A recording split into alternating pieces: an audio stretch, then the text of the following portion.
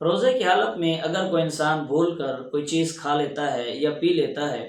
تو اس سے انسان کے روزے پر کوئی فرق نہیں پڑتا، انسان پر لازم ہے کہ وہ اپنا روزہ مکمل رکھے۔ لیکن اگر جو ہی اسے یاد آیا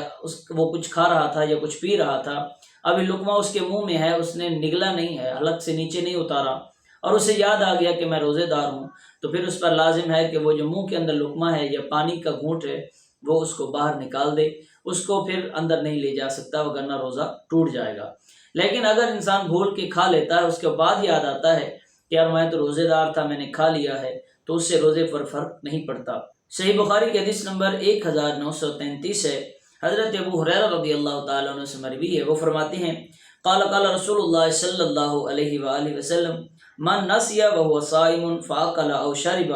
فلیتم صومه فانما اطعمه اللہ وسقاه۔ ارشاد فرمایا کہ جو بھول گیا